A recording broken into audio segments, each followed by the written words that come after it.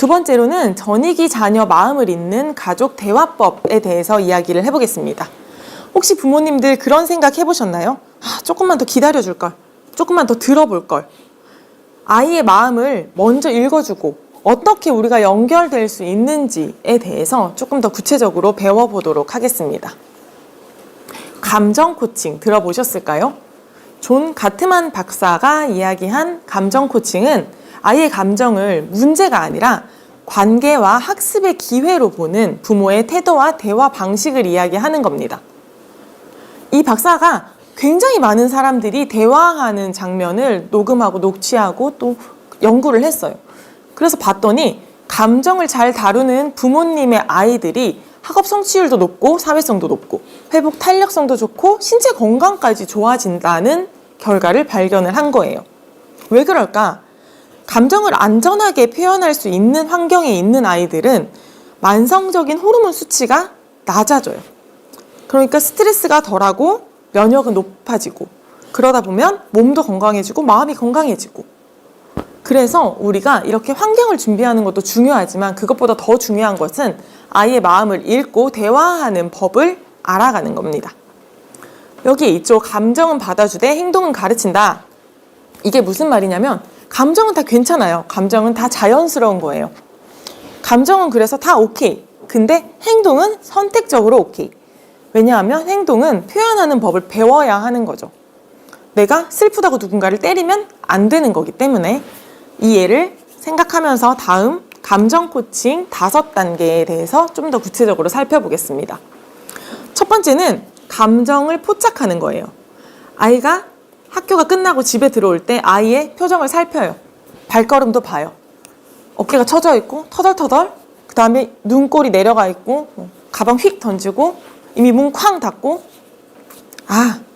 무슨 일이 있구나를 마음속으로 준비하는 단계예요. 이때는 아직 왜 무슨 일이야 이렇게 말하기보다는 마음으로 먼저 준비부터 하시는 거예요. 두 번째는 아이가 문 쾅 닫고 짜증내기 시작하면 부모님들 이런 생각 하시죠. 또 시작이네. 오늘 또 지금 정신 없는데. 이런 나의 악마의 마음을 인정을 하시되 천사의 마음을 꺼내는 거예요. 이 시간이 내가 이 아이랑 관계를 쌓을 기회구나. 내가 이 아이를 도와줄 시간이구나. 막 저녁을 하고 계시다가 아이가 들어와요. 잠깐 멈추시는 거예요. 잠깐만 엄마 이것만 하고 라면 그 짧은 시간에 아이는 마음을 나는 저 일보다 소중하지 않구나 라고 느끼게 돼요. 그래서 아이가 감정을 보이면 아이가 울고 들어왔어요. 그럼 요리를 하다가 잠깐 불을 끄고요. 전화하다가 잠깐만요 하고 끊고요. 그래서 아이한테 물어보는 거죠. 무슨 일 있어? 이 3초가 아이한테는 엄마는 너를, 아빠는 너를 정말 소중하게 생각해 라는 메시지를 전달하는 아주 중요한 시기입니다. 세 번째는 감정에 이름을 붙이는 거예요. 뭔가 감정에 이름을 붙인다. 잘 와닿지 않으실 것 같은데요. 우리가 전혀 모르는 누군가를 만났을 때보다 아는 누군가를 만났을 때 덜 겁이 나거나 더 익숙하죠. 그래서 감정에 이름을 붙이게 되면 아이가 내가 느끼는 감정이 뭔지 알게 되고 좀 덜 압도되고 그리고 그 감정을 내가 조절할 수 있다고 생각을 하게 됩니다. 그러면 뭔가 아이한테 감정의 이름을 부모가 붙여준다? 그건 아니에요. 어떤 기분이었어? 그래서 아이가 스스로 그 감정을 이야기하고 표현할 수 있게 이끌어가는 역할을 해주시는 거예요. 4단계가 가장 중요하고 또 어려운 건데요. 공감하여 한계를 설정하는 겁니다. 공감만 하는 것도 안 되고요. 한계를 설정하는 것도 안 됩니다. 만약에 누가 때려서 나도 얘 때렸어. 그랬을 때 그랬어? 너 진짜 속상했겠다. 때릴만 했네. 공감만 했어요. 그러면 아이들은 때리는 거, 얘가 때렸으니까 내가 때리는 거 괜찮은 거구나 생각을 하게 돼요. 그리고 아이가 누가 때렸어? 때렸어. 그래도 사람은 때리면 안 되지 라고 얘기를 하게 되면 아이들은 공감을 받지 못해서 마음을 닫게 되죠. 그 다음부터 그런 이야기를 하지 못하게 돼요. 누가 먼저 때렸어? 공감을 해주는 거예요. 진짜 너무 화가 났겠다. 진짜 너무 참기 어려웠겠다. 이렇게 공감을 해준 다음에 그치만 그래도 사람을 때리는 건 안 돼. 한계를 설정해 주시는 거예요. 어떤 방법을 할 수 있을지, 다음에 또 이런 상황이 있을 때 어떻게 할 수 있을지 한번 얘기를 해보자. 근데 이때 이제 아이한테 너는 왜 사람을 때리냐 이런 비난, 인신공격 뭐 긴 잔소리 이런 것들은 잠깐 멈추시고요. 아이의 감정을 받아주고 한계를 설정해 주는 것까지 해주시면 됩니다. 그 다음 단계는 함께 해결책을 찾는 거예요. 부모가 답을 주는 게 아니에요. 누가 때렸어? 그럼 선생님한테 그냥 일러.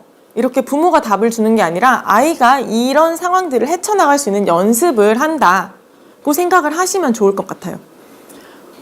그 다음에 걔가 또 너를 괴롭히거나 때리면 어떻게 하면 좋을까? 그 선생님한테 말하는 친구들도 있고 아니면 다른 친구들한테 뭐 얘기하거나 아니면 그냥 피하거나. 그럼 너는 그 중에 뭐가 제일 나은 것 같아? 일단은 그 친구랑 최대한 조금 거리를 둬보고 그래도 안 되면 뭐 선생님한테 얘기를 하겠다. 이렇게 부모가 답을 주기보다 아이가 스스로 생각해서 답을 할 때, 물론 부모님들이 좀 기다려 주셔야겠지만 이렇게 했을 때 아이들이 훨씬 더 다음 상황에서 잘 해결할 수 있는 능력들이 생기게 됩니다. 자, 이제 대표적으로 초등전이기, 중등전이기 아이들이 많이 하는 뭐 이야기나 행동으로 예를 들어 보겠습니다. 학교 가기 싫어. 학교에 입학하면 진짜 많은 아이들이 학교 가기 싫다는 이야기를 합니다.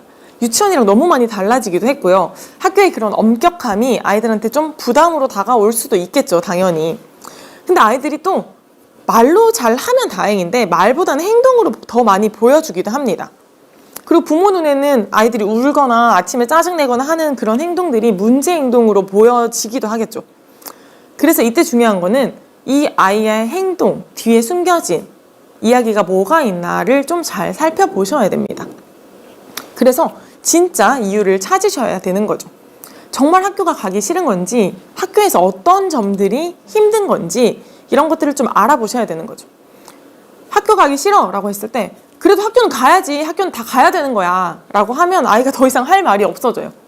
그래, 학교 가기 싫지. 엄마도 가끔 가기 싫을 때 있어. 그랬어. 엄마도 그랬었어. 감정을 좀 인정해 주고요. 근데 넌 학교에선 뭐가 제일 싫은 것 같아? 뭐 때문에 제일 학교가 가기 싫어? 그럼 아이가 이제 대답을 할 수도 있고 안 할 수도 있겠지만 이렇게 조금씩 좁혀가면서 물어보는 거죠. 쉬는 시간이 싫어. 쉬는 시간이 싫구나. 뭐 때문에 싫은 것 같아? 누가 내 뒤에 있는데 걔가 자꾸 괴롭혀. 근데 선생님은 쉬는 시간이라서 그걸 몰라. 누가 괴롭히는 게 힘들었구나. 아이의 감정을 좀 반영해 주고요. 진짜 많이 힘들었겠다. 그리고 해결책을 함께 찾는 거죠. 너무 어려운 일일 경우에 아이가 해결할 수 없을 경우에는 엄마가 그럼 이렇게 해볼까? 그랬을 때 아이가 좋다고 할 수도 있고 싫다고 할 수도 있어요. 그럼 너는 어떻게 해볼래? 이런 것들을 좀 물어볼 수 있죠. 그래서 부모님들이 답을 내려준다고 생각을 하지 마시고 아이한테서 답을 찾아낸다고 생각을 하시는 게 좋을 것 같아요. 아이들이 이제 학교에 가면 딱 그런 나는 잘한다, 못한다 이런 개념들이 이제 생기기 시작을 합니다. 그래서 비교를 하게 되고요. 스스로 진짜 내가 잘하는지 못하는지 이런 것들을 좀 인식을 하게 됩니다. 받아쓰기를 하고 왔는데 뭐 40점인데 너무 기분 좋은 친구들도 있을 거고 90점인데 울면서 오는 친구들도 생겨요. 그때 이제 우리 아이가 어떤 성향이구나 이런 것들을 알게 되기도 하겠죠. 그때 뭐 아이가 90점을 맞았어요. 근데 울어요. 야, 90점이면 잘한 거야. 한 개밖에 안 틀렸네 라고 하면 그게 뭔가 칭찬인 것 같지만 사실 아이의 감정을 축소시키고 감정을 약간 무시하는 게 됩니다. 그래도 뭐 한 개 틀렸지만 9개는 맞았잖아. 근데 너가 열심히 했는데 한 개를 틀려서 속상했겠다. 근데 어떤 게 어려웠는지 한번 볼까? 이건 원래 어렵지. 엄마도 어릴 때 이거 진짜 어려웠어. 이렇게 해서 아이를 좀 공감을 해주는 거예요. 그리고 아이가 진짜 어떤 것들이 어려웠는지 같이 한번 살펴보는 거. 그래서 너만 못하는 게 아니라 앞으로 또 할 수 있고 우리도 다 그런 시간이 있었어. 그리고 이걸 어떻게 할지 좀 희망적으로 얘기를 하는 것. 근데 이때 다그치거나 그래, 나 너 어제 그렇게 할 때 너 틀릴 줄 알았다. 약간 이렇게. 이런 말 함부로 잘 하시지만 그런 것들은 하지 않고 다른 친구들은 어땠어? 다른 친구들은 다 100점 맞았어? 그런 거 굳이 물어보실 필요는 없죠. 그 아이의 감정을 그 상태가 어떻든 읽어주는 것이 더 중요하다 기억하시면 될 것 같습니다. 아까 말했던 그 감정의 댐 기억나시나요? 다 쌓아놨다가 집에 오자마자 폭발하는 거. 이때는 어떻게 하실 것인가? 이때는 일단 가만히 둡니다. 물론 집에 왔으니까 뭐 손도 씻어야 되고 옷도 갈아입어야 되고 다 알죠. 일단은 잠깐 놔둬도 큰 일이 생기진 않죠. 그럴 때는 일단 가만히 놔둡니다. 얘를 건드리는 누군가는 잠시 없게끔 혼자 놔두고 그냥 조용히 그 다음 루틴을 준비를 하세요. 뭐 그 다음에 아이가 학원을 가야 되건 뭐 간식을 먹어야 되건 이렇게 조용히 준비를 하고 좀 기다려 주시고, 그 다음에 한 10분쯤 있다가 오늘 힘들었구나, 오늘 무슨 일이 있었구나, 그 정도 판단을 하시는 게 아니에요. 그냥 감정을 공감을 해주고 아이 입에서 먼저 나올 때까지 잠깐 기다려주세요. 그리고 기다리시다가 아이가 먼저 사실은 오늘이라고 이야기를 할 수 있어요. 물론 그게 밤이 돼서 자기 전에 누워서 그때서야 아이가 얘기를 할 수도 있겠죠. 어쨌든 그때까지 조금 아이가 진정시킬 수 있도록 시간을 주는 거예요. 물론 그때 아이 진정을 시킨다고 뭐 유튜브 틀거나 TV 틀거나 이러시면 안 되고요. 정말 아이가 스스로 내가 왜 이런지 한번 돌아볼 시간을 주는 거죠. 그래야 아이가 내가 힘들구나, 내가 지쳤구나, 이런 것들을 조금씩 아주 조금씩이라도 배우게 됩니다. 물론 이런 것들이 너무 지속적으로 반복이 된다면 다른 걱정을 해보거나 뭐 담임 선생님이랑 말씀을 나눠보시거나 무슨 일이 진짜 있는지를 좀 더 알아보셔야겠지만, 이게 초등학교 입학한 이후에 아이들이 바뀐 환경에서 그런 상황이 생긴다면 조금 지켜보시는 필요가 있는 거죠. 아이도 이 상황에 적응할 수 있게끔. 중학교 아이들 대표적으로는 학원 다 그만두고 싶어. 너무 힘들어. 학원 가기 싫어. 그럼 부모님들 덜컥 걱정이 되시죠. 이제 수험이 얼마 안 남았는데 얘가 학원을 다 그만둔다고? 이걸 그만두면 되나? 그만두면 안 될 것 같은데? 막 걱정이 되실 거예요. 근데 이 아이들도 분명히 학원을 다 그만두고 싶은 진짜 그런 마음 때문이 아니라 다른 마음이 있을 거죠. 내 말 좀 들어주세요. 나한테 공감 좀 해주세요. 그래, 학원 진짜 너가 중학교 가고 학원도 많아지고 수업도 많아지고 진짜 힘들긴 하겠다. 그중에서 뭐가 제일 힘들어? 이렇게 조금 아이가 어떤 게 힘든지를 알아가 보시는 것도 중요한 것 같아요. 그리고 아이랑 같이 논의를 해보는 거죠. 혹시 네가 생각할 때 그래도 꼭 가야 되는 거랑 이런 거는 조금 지금은 하지 않아도 괜찮겠다 생각이 드는 게 있을까? 그럼 어떤 걸 조정하고 싶어? 이거를 그러면 횟수를 뭐 2번 가는 걸 1번으로 줄일까? 아니면 이 수업은 하나 빼볼까? 그리고 실제로 그 조정한 것들을 실행을 하시는 것까지가 되는 거죠. 이렇게 말만 하고 실행을 하지 않으면 그 다음부터는 아이들이 더 이상 그 얘기를 할 수가 없어요. 근데 이 얘기를 들으면 부모님들이 이제 걱정이 되시죠. 괜찮을까? 학원을 정말 지금 간둬도 괜찮을까? 근데 어차피 아이가 과부하 상태에서 뭔가를 하면 효율이 생기지 않아요.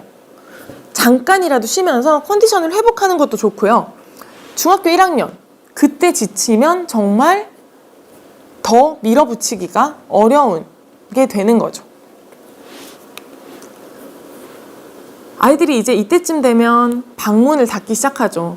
지금 아마 초등 자녀를 두신 분들은 아이들이 방 안에서 조용히 놀면 너무 좋아요. 소리만 들려도 일단 방 안에서 내 눈에 보이지 않는 곳에서 놀면 제발 저기서 많이 놀았으면 이런 생각 하시죠. 근데 이때는 이제 아이들이 정말로 방문을 닫고 그 안에서 핸드폰 하고 혼자 있고 이런 시간들이 생기기 시작합니다. 부모님들이 걱정이 돼요. 얘가 방 안에서 뭘 할까? 방문을 떼이는 부모님들도 있고요. 근데 아까 말했듯이 이 시간은 아이들이 정체성을 형성하는 시간입니다. 진짜 자기들만의 공간이 필요한 거죠. 이때는 이런 것들을 존중해 주셔야 아이들이 스스로에 대해서 생각을 해볼 수가 있어요. 물론 기본 규칙은 유지를 하셔야겠죠. 밥 먹을 때는 나올 거야. 뭐 아빠나 엄마가 집에 들어왔을 때 나와서 인사는 하고 다시 들어갈 거야. 그리고 가족들이랑 시간도 보낼 거야. 그렇게 좀 아이한테 규칙은 주되 존중은 하는 거죠. 함부로 문 열고 들어가지 않고 허락받고 필요하면 언제든지 나와 말해. 그리고 카톡으로도 요즘 말 많이 하죠. 뭐 오늘 혹시 뭐 먹고 싶은 거 없어? 이런 것들. 그렇게 아이랑 조금 거리는 유지하되 짧게 부담 없이 아이랑 연결만 유지한다는 마음으로 대화를 하는 게 더 좋을 것 같아요. 아이가 문 닫고 울 때도 아까랑 마찬가지예요. 조금 두는 거예요. 괜찮아? 엄마 들어갈까? 바로 그러면 아이가 진정이 안 돼서 아무 말도 들리지 않겠죠. 기다린 다음에 들어가도 돼? 아니면 나오고 싶을 때 언제든지 나와. 기다리고 있을게. 그리고 만약에 아이가 들어와도 된다고 하면 그때는 들어가서 되게 뭔가 해결책을 주려고 하지 말고 잠깐 옆에 앉아서 기다려주기만 하는 것도 도움이 많이 됩니다. 그거 진짜 많이 힘들었겠다. 그리고 아이가 말을 하기 시작해요. 이때 가장 중요한 것. 막 더 많은 말을 부모님들이 하시는 건 안 됩니다. 최대한 더 많이 들어주세요. 뭔가 참견하고 싶겠죠. 걔랑 놀지 마. 걔랑 이제 놀지 마. 그러니까 네가 계속 속상하잖아. 그런 이야기는 하지 마시고 아 그랬구나. 그랬겠다. 그럴 수 있지. 이 정도. 그렇게 조금 아이가 말을 할 수 있는 그 연결선을 좀 만들어 주시는 거죠. 여기서 중요한 게 자기 결정성 이론이에요. 앞에서도 말했지만 아이들이 스스로 선택할 수 있는 것들을 할 수 있게끔 해주는 거예요. 사람은 스스로 의미 있다고 느낄 때 가장 잘 움직인다고 합니다. 그래서 자율성, 유능성, 관계성이 채워질 때 그래서 내가 선택하고 내가 할 수 있다고 생각하고 그리고 나는 사랑받는다고 생각을 할 때 아이들이 스스로 하고자 하는 욕구가 생기는 거죠. 그렇지 못할 경우에는 아이들이 스스로 움직이기보다 뭐 시켜야 하거나 상과 벌이 있어야 움직이게 되는 거죠. 그럼 부모들은 어떤 것들을 정해줄 수 있냐? 안전한 거, 안전에 관련된 거, 건강에 관련된 거, 기본적인 교육, 가족 규칙 이것들은 협상이 불가한 것들이에요. 근데 아이가 어떤 걸 정할 수 있는가? 언제, 어떻게 할 것인지, 뭐부터 할지, 어디서 할지 이런 것들은 선택권을 주는 거죠. 아, 숙제하기 싫어. 근데 숙제는 꼭 해야 돼. 이건 협상이 불가한 거죠. 언제 하고 싶어? 한 30분쯤 쉬다가 30분쯤 유튜브 좀 보고 하고 싶어. 그래 알겠어. 그럼 몇 시쯤 시작할까? 6시? 그래 그럼 6시에 시작하자. 아이가 정한 거예요. 그랬을 때 아이가 6시가 돼서 5분만 더 보고 싶어 라고 했을 때 너가 정한 약속이야. 너가 지금 5분 더 보면 다음에 5분이 줄어들 수 있어. 이렇게 화내지 않고 좀 담담하게 네가 선택한 것이고 너의 선택권으로 인해서 다음 결과가 달라질 수 있다는 것을 알려주시는 겁니다. 너무 이런 부모가 정한 게 너무 많으면 아이가 당연히 숨이 막히겠죠. 정말 필수적인 것만 해야 됩니다. 근데 아이가 뭔가를 선택할 때 부모님들 마음이 왔다 갔다 하실 거예요. 6시 너무 늦은데? 5시 50분? 이런 생각 드실 거죠. 그것은 아이가 진짜 선택하는 게 아닌 게 되는 거예요. 그때는 존중을 해주셔야 돼요. 그래야 그 다음에도 아이들이 협조할 수 있고 본인이 선택한 것이 틀렸는지 맞았는지를 경험하면서 알게 되는 겁니다.